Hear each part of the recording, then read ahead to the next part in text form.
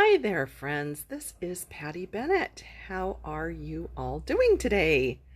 I am excited about our new Stampin' Up, Stampin' Cut, and Emboss machine. It is really amazing. I have been playing with it now for a while, and so I thought this would be a good time to jump on and do some die cutting with you, answer your questions, look at the machine. I have it right here. We're going to be die cutting and embossing with it. So if you are seeing the little red live button right up there in the corner, then you have caught me live on Facebook. If you don't see that live button, then you're probably watching a replay either on my blog, on Facebook, or on YouTube, which is great. But if you're live, I'll be able to see your comments, and I am going to try to answer your questions if you have them. So let's look at the machine. Again, if you're just joining me, this is Patty Bennett. I am so excited that you are here. Thanks for joining me. We have a new die cutting and embossing machine, and it's amazing. I love it. I have not found any problems with it. I just really have been enjoying it. We will also have this mini version coming up sometime later this fall. We don't have a date yet, so we'll just be looking at this one today. And in our annual catalog, it's on page 170 and 171.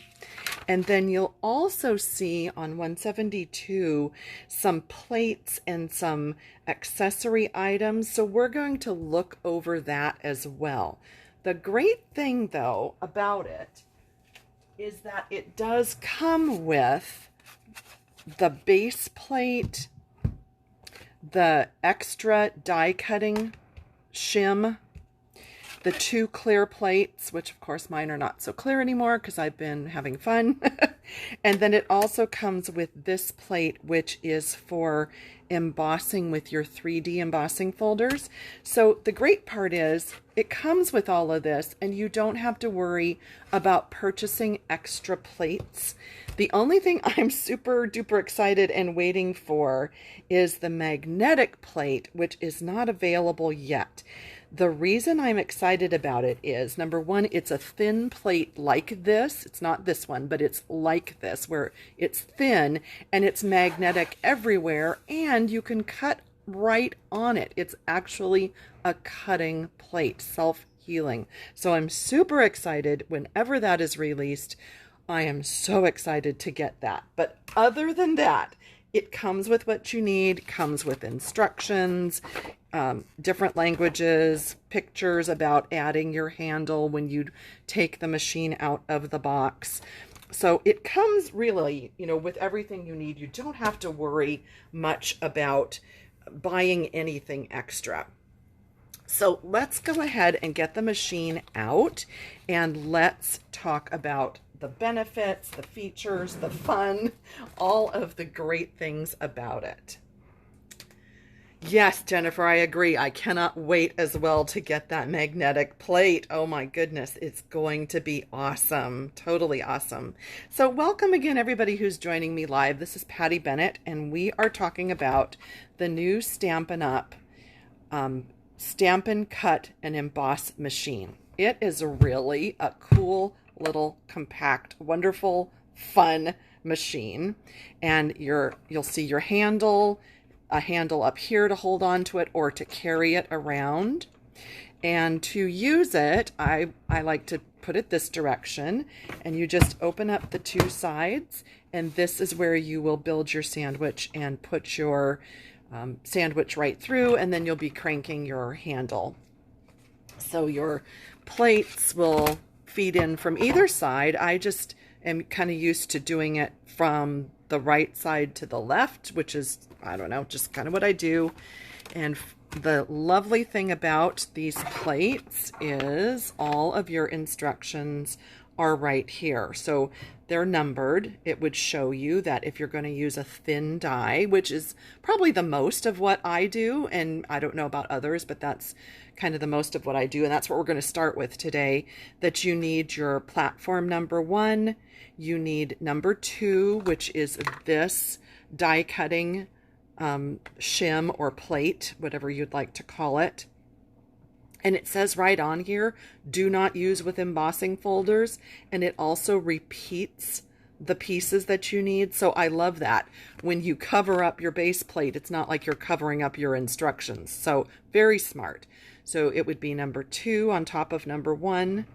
And then we would put our not so clear cutting plate. Sorry, didn't mean to bonk that. So number 3, you can see, would go on top of that. So you're just layering just as the picture shows. And let's go ahead and start with one of the thin dies, because that's the sandwich that I just built. So I was making these cards and using the pine wood die set. So you can see here that this tree is die cut so that you're seeing through it to the foil. And then this tree, same die set, is actually a piece that's put on top. So let's cut both of those and we'll see how that works. So I have 2 stitched die cut ovals right there that I used for these cards. And then I should probably show you the set. So these 2 dies were on there. I just took them off. But this is the Pine Woods die set. And I'm using these 2 pieces for these cards. And I just put them on. Now with that new magnetic plate, it's going to stay right there, which will be wonderful.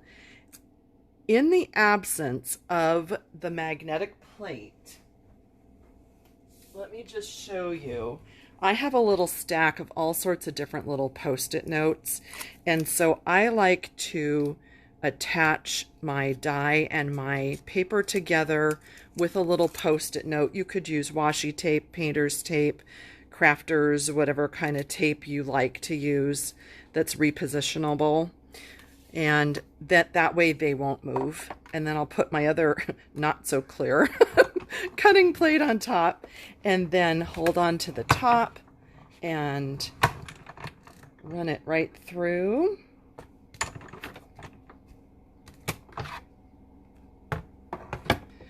Then actually, let me move this and I'll grab my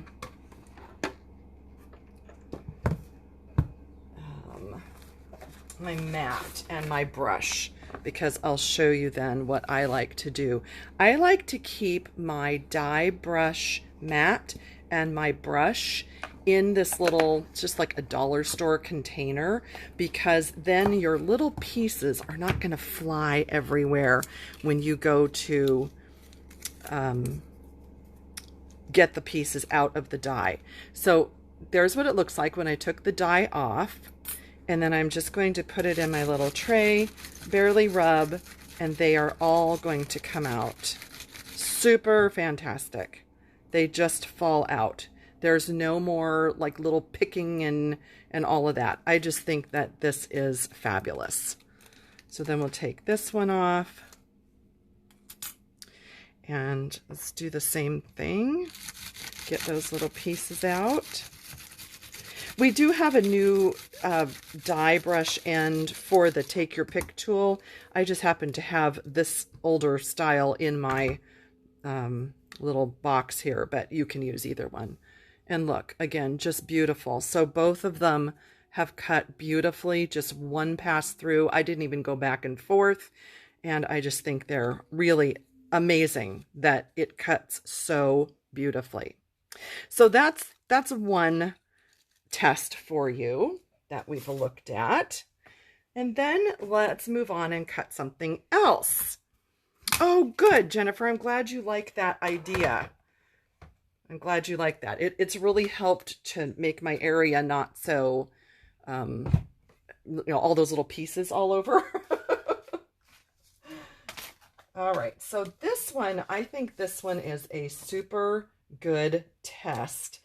This is called the Layered Blooms. It's extremely intricate, and I think that for any die cutting machine that can cut this with just like one pass back and forth, then that's a great test. So again, we would start with just our base platform. We're going to do a thin die. So we need that extra adapter plate. Number 2, our clear or not so clear plate anymore. And then we have this die, and I'm going to cut it with some Blackberry Bliss. And you just, oh, I did it right the first time. Ta-da! And depending on how you try to put it, you just have to turn it until you can fit it onto a quarter sheet. Now, one thing that I do like to do with intricate dies is I will go ahead and attach it, and I like to flip it upside down. And I found that I really don't have to in this new machine, but it doesn't hurt, and it really makes it cut absolutely beautifully. So we're just going to go forward and then backward, and let's see how this did. And you can see that they're already falling out. Pretty amazing. We'll grab our little box, and yeah, see, they're falling out so well that just a little bit of rubbing with the die brush is just going to be all that it needs. And look at this. Just really amazing. These little teeny pieces you can just flick out. They don't even need poking. In the past, we would need to probably grab our pokey tool just to get all of them out. But it's just amazing. Look at that, how beautifully. And this is one that I did before just as a test when I got it. This was the first thing I cut because I thought, really, if this machine is really great at this die, then I really don't think that there's like anything that it's not going to be able to do. It's just amazing. Did that make sense? There isn't anything it can't do. You know what I mean. If it can do this, it can do anything is what I meant. And then I just dump that into my recycle bin, and I can keep going with my little tray. So what do you think about that? The layered blossoms. I think that one is a really good test. And like I said, if it can do a good job at this, then you know that this is going to be really great. The box, Renee, it's just, let me see if it has a brand on the bottom. So let's see. Made Smart. You know what? This might be from IKEA. Doesn't that look like something that IKEA would have? I don't know. But really any little like dollar store type box, and then I just keep the mat and my brush in there. So anything that will fit the mat. And just a little tip, what I do when I'm looking for something like that, I will actually take the mat to the store just to make sure that it fits. So nothing wrong with that. You can always take it and see if it fits. Oh, how do you attach this to the card? Okay, so what I could have done, and I've tried it and it works beautifully, is I could use the adhesive sheets on the back of my cardstock first and then die cut it, and then all you do is peel it off. And I have done that and it works beautifully. If you don't have the adhesive sheets, I would highly recommend getting them, because you can see there's really barely any good spots for glue on this. Because when you pop all of these extra little pieces out, there really isn't a solid area. So the adhesive sheets really are the best thing for this particular intricate die. Let me just see if there was any other questions. Oh, so Sarah is asking, would I recommend the mini or the regular size? So that brings me to, well, it's kind of jumping ahead, but when we get to it, I was going to show you the narrow embossing folders. Now these are sized to fit perfectly in the mini. The mini is this width, so you can kind of compare. Like here's the width of the regular one, and there's the width of the mini machine. So if you were only using smaller embossing folders and smaller dies, like for instance, these trees that we just used, let's just say this was the width of our machine. You could see that you could use a die up to about that size through the mini machine, but you could not use this die that we just used because it's too wide. So it just depends what you are using and what projects you're making, and that would kind of determine if you wanted to use the mini or the regular. Now, demonstrators, I know, are going to be purchasing the mini to take to events. So if you want to have one station in a class or an event that is set up to do smaller items, you can do that. And then you would have the big one to do bigger items. The other thing that you might find helpful might be that the mini could actually just sit right on your crafting desk at all times. And that would be great for, just having it right there, and maybe you don't have to get up and go across the room or wherever you normally keep it. So different, just different ways that you might think about the mini versus the large one. Let's see. The mat. Okay, so that is right here. Let me find. So there's the tip. Where is the mat? Okay, now you're stumping me. Why is the mat not shown on that page? I know it's in the catalog. Sorry, this is going to make you dizzy if I'm flipping through there. Why is not... I'll find it.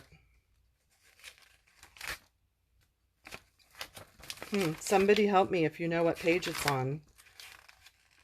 Here it is. No, that's not it either. Number 3. That's the die brush. Okay, somebody help me. Why am I not finding the page that is on? I'm sorry. Why is that derailing me? Okay, somebody will help me. Somebody will answer that question and we'll get you that answer. The mat comes with the brush. Okay. I must have overlooked.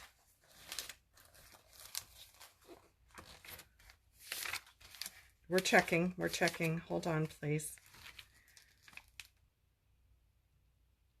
Oh, yes, so it does. Okay, so this is something new then. When we got the Take Your Pick tool, so this is page 159. Now the brush head comes with the 2 foam pads. So yes, I'm sorry. Since I got mine before this, I forgot about this change. So thank you for those of you that helped me out. So 159, you do get the brush head to go on your Take Your Pick tool, and then you would get the mats with it. So yeah, thank you. Sorry about that. It just, like I said, since I bought mine well before that, then I had forgotten that. So moving along, I want to show you another die that does super well in this machine, and it's this set, the Ornate Layers. And I was really looking forward to seeing how this one did, because I used this particular one quite a bit. I love this one. But in all honesty, in the last machine, I had to go back and forth and back and forth and back and forth, and then I still had to pick all the little pieces out. So we are going to cut this one, and I'm going to go ahead and just tape that on there. And I'm going to flip it because, like I said, that doesn't hurt. It really helps cut through intricate dies. But the other thing I'm going to do is, rather than having it just parallel on here, if you angle any kind of a die that's a square or a rectangle, it will also cut much better. And you won't hear that big clunk, clunk, clunk, clunk that you usually hear. So did you hear that? Like, it's silent. If you put a die like this in so that it's hitting a flat edge first, it goes clunk, clunk, and then clunk clunk at the end. And this is just a nice way to avoid that. So let's do this one. And you can, that's probably really loud, and I'm sorry. But you can use your die brush with the paper in the die. Look at that. That was like just a couple of seconds of back and forth, and it is beautifully cut. So again, the tricks are placing your die upside down and angling it slightly and just run it back and forth, and ta-da, beautiful. Isn't that amazing? Oh my goodness. So amazing. Sorry, just catching up on any comments here.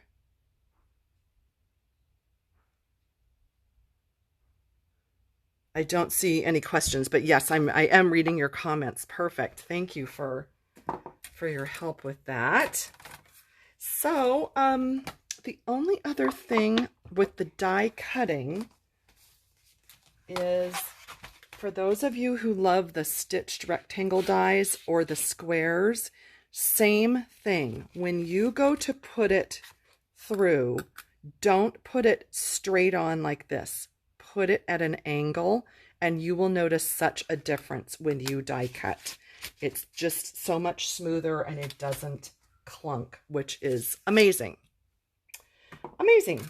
So now let's talk about the embossing folders, and then we would want to use our mat for when we are doing the 3D folders. So let's look at that. And I grabbed a couple of folders to use. So let's do the thick one first, because I have that out. So if we were using a 3D folder, and by the way, if you are looking, if you don't know, I wanted to show you, in the catalog, it will tell you if it's a 3D folder. And basically what that means is that it's just thicker. So we're going to look at this dandelion one.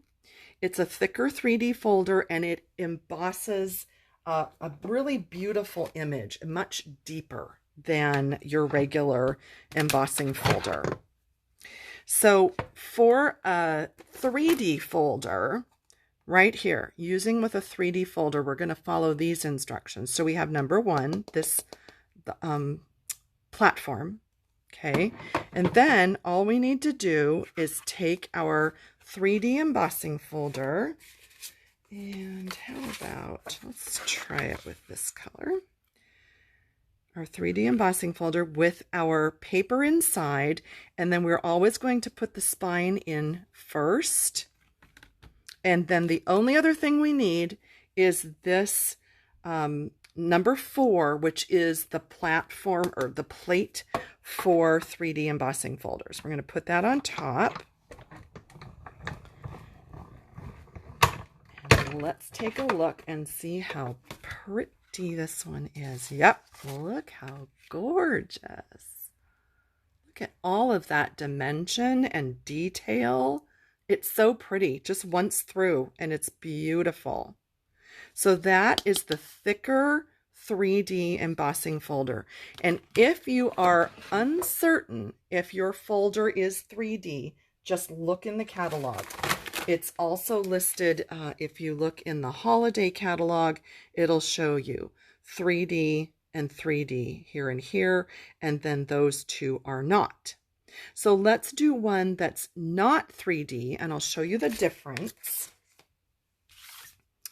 So we have, let's see, wrapped in texture, I think. Yes, wrapped in texture is not a 3D folder. And you can kind of tell because it's lots thinner and it's lighter weight. You can just tell by feeling it. But again, check in your catalog if you're not positive, because I wouldn't want you to do the wrong sandwich. So we're going to follow these instructions then using a standard embossing folder. So we'll have our platform, but then we need to add our clear plates top and bottom. So clear plates, one on the bottom, and then we'll put some paper in.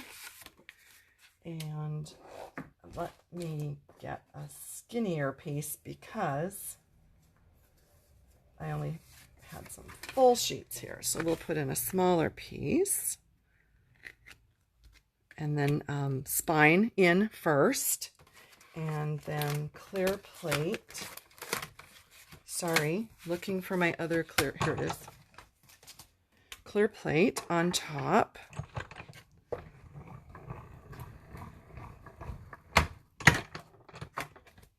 And if you're ever doing this and you're feeling like it's giving you too much resistance, it's not wanting to feed in, stop and double check your instructions and make sure. You never want to force anything through here that is feeling like it's not going to work. So, yeah, just make sure that it's going through comfortably. And you can see both of them do a beautiful job. The 3D is just a little bit different. It gives you really all this amazing definition and shadow. And then here's one of the thinner ones and the two different ways to do that. So that I think covers all of the different products. So we have our thin dies and we have our 3D embossing folders and our regular embossing folders. And I gave you tips for ways to feed those in for success, to make sure that you get all the little pieces out. And where was that? Sorry, things are everywhere.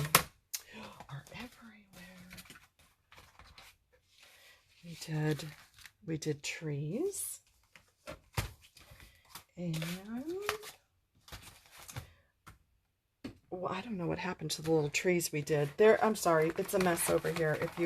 If you could only see all the stuff. But we did an ornate frame. So I think that covers it all. And I just want to see if any of you had any questions about this before I let you go. Let's see. Just scrolling back on the live comments. Okay, I think, oh, wait, here is, the pouch that I keep my dies in is from Stampin' Storage, as well as the magnet plates, and I can link to that above this video as soon as the live is done. I've posted about these in lots of my posts. You can also go to my blog, pattystamps.com, and at the top it says My Craft Room, and then there are tons of links to everything like this that I use. So hopefully that would be helpful to you as well.